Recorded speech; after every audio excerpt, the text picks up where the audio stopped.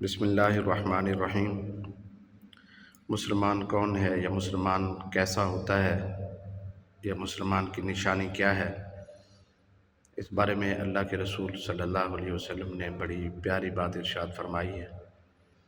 آپ نے ارشاد فرمایا، مسلمان وہ ہے جس کی زبان سے اور جس کے ہاتھ سے دوسرے لوگ محفوظ ہوں۔ یعنی مسلمان وہ ہوتا ہے جو کسی کو ضرر نہ پہنچائے، کسی کو تکلیف نہ پہنچائے، دوسرے لوگوں کو اس کی زبان سے تکلیف نہ پہنچے، اس کے ہاتھ سے تکلیف نہ پہنچے، یعنی اس کے اختیار سے کسی کو تکلیف نہیں پہنچنی چاہیے۔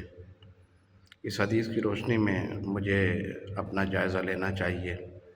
کہ میں جس مجلس میں بیٹھتا ہوں میری وجہ سے دوسروں کو فائدہ پہنچتا ہے یا نقصان پہنچتا ہے۔ ہمارا طرز عمل عام طور پر یہ ہوتا ہے کہ ہم کسی پر تان و تشنیع کرتے ہیں، کسی پہ الزامات لگاتے ہیں، گپ شپ میں ایسی باتیں بھی کر جاتے ہیں جو حقیقت کے موافق نہیں ہوتی، بلکہ اس میں جھوٹ بھی شامل ہو جاتا ہے، جبکہ اللہ کے رسول صلی اللہ علیہ وسلم نے ارشاد فرمایا کہ مومن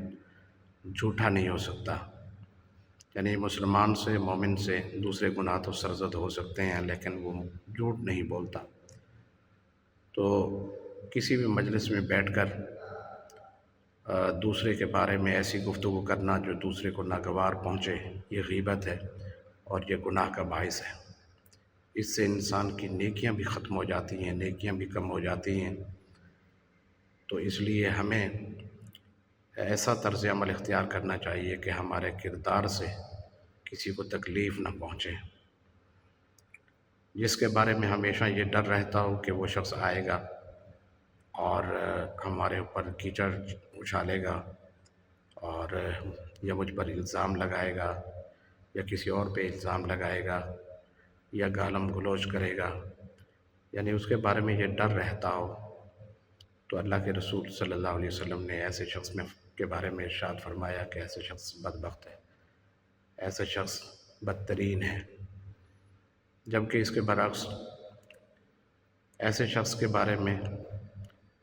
انسان انتظار میں رہتا ہو کہ اگر وہ آئے گا تو اچھی باتیں بتلائے گا، دین کی باتیں بتلائے گا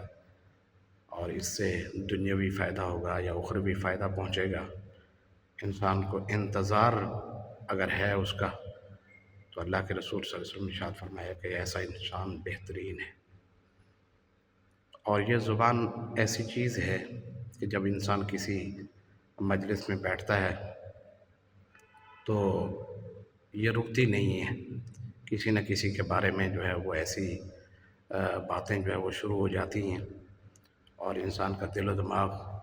محظوظ ہوتا رہتا ہے کہ تھوڑی اور باتیں بھی ہو جائیں۔ اچھا، تو یہ باتیں انسان کرتے کرتے پھر گناہ میں مبتلا ہو جاتا ہے، یعنی غیبت شروع ہو جاتی ہے اور اس سے شیطان خوش ہوتا ہے۔ انسان جو ہے وہ مجلس میں بیٹھ کر خود تو محظوظ ہو رہا ہے لیکن کسی کی عزت نفس پہ حملہ کر رہا ہے اور کسی کے بارے میں خلاف واقع باتیں کر رہا ہے یا جھوٹ بول رہا ہے۔ اللہ کے رسول صلی اللہ علیہ وسلم نے ارشاد فرمایا کہ یہ خانہ کعبہ کو ڈھانے کے مترادف ہے، بلکہ اس سے بھی زیادہ، اس سے بھی بڑا جو ہے وہ جرم ہے کہ کسی مسلمان کی عزت پہ حملہ کرنا، اس کی آبرو پہ حملہ کرنا، اس کے کردار پہ انگلی اٹھانا۔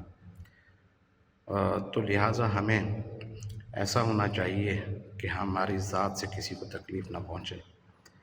کہتے ہیں نا کہ جانور کئی قسم کے ہیں، بعض جانور وہ ہوتے ہیں جو ہر وقت تکلیفیں پہنچاتے ہیں، تو ہمیں ایسا بھی نہیں بننا چاہیے۔ بعض جانور وہ ہوتے ہیں جو بعض دفعہ انسانوں کو فائدہ پہنچاتے ہیں، بعض دفعہ نقصان بھی پہنچا دیتے ہیں، تو ہمیں ایسا جانور بھی نہیں بننا چاہیے۔ اور بعض جانور وہ ہوتے ہیں جو انسان کو نہ ضرر پہنچاتے ہیں نہ فائدہ پہنچاتے ہیں، تو ہمیں کم از کم جو ہے وہ اس جانور جیسا جو ہے وہ بننا چاہیے۔